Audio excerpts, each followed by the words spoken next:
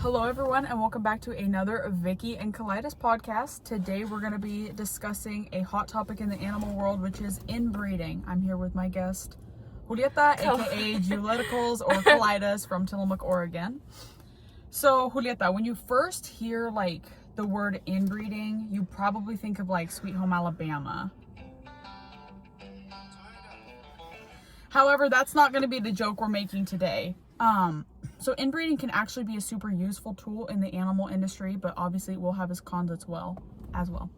So what do you know about inbreeding? So when I hear inbreeding, what I think of is like animals coming out like a little wonky, like extra eye, extra legs, just not your typical little animal, Yeah. Not your typical little lap dog. Sure. Okay. So it's actually a pretty common misconception when it comes to inbreeding.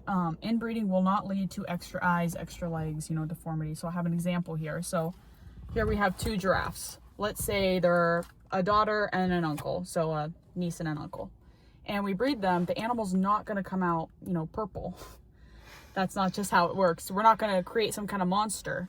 However, inbreeding kind of works more like this. So let's say we have, once again, maybe a niece and an uncle. We breed them. And what happens is the recessive alleles will be brought forward instead of those dominant ones.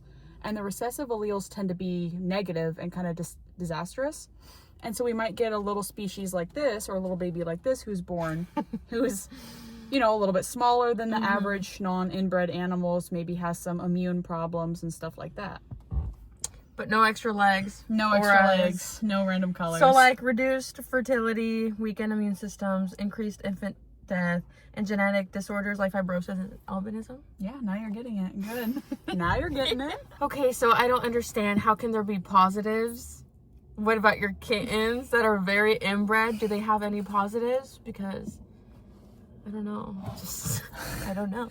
Okay, so don't worry. That's why we're discussing this topic today. So inbreeding won't always lead to a positive. Obviously, when you're inbreeding, you're gonna bring out those recessive alleles, which are often negative. And so the issues arise mostly in the form of health defects, not physical mutations like we discussed earlier. So nobody's coming out purple or anything.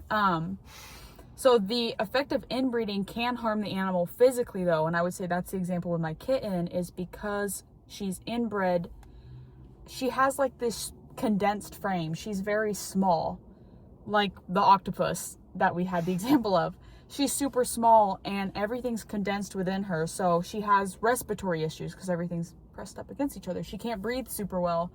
And they think later on down the road that could affect her quality of life and her lifespan. So those are some of like the negative effects of inbreeding, obviously. So, but when inbreeding is useful is when our goal is to fix these desirable traits. Like if we want to bring out a desirable trait, thinking more so about livestock, or if we want to create animals that have predictable genetics, or if we want to preserve bloodlines even. Okay, so like someone like me that has no idea what inbred even was, other than like thinking they had like a third eye or something, that means your cat's dad is the brother. Yeah, so my cat's in the case of inbreeding, so yeah, my cat's father is also her brother, and same with the other two kittens in the litter. When we do breeding with, like I said, sometimes we intentionally inbreed with livestock. We try to avoid doing the direct like father-son, or father-daughter or mother-son breeding. Instead, we try to go for like uncle-niece or aunt-nephew type situation. So it's a little bit further away to try to not have these negative effects come immediately. Okay, so what does all of this mean? So to make it simply put, so let's just say we have a species with a negative recessive trait and we want to remove it from the bloodline. We want to cull it out. Cull means to remove.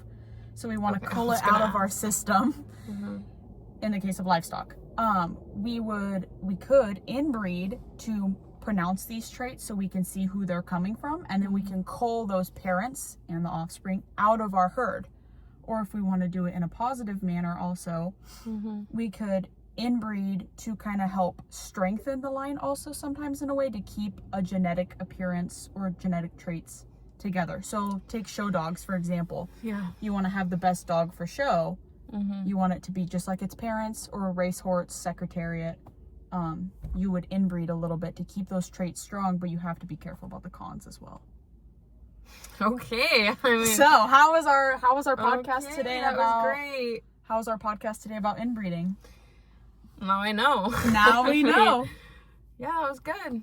All right, everybody. That's it for today's podcast episode of Vicky and Colitis and discussing we'll be back. inbreeding. We will be back. So stay tuned for what our next topic's going to be.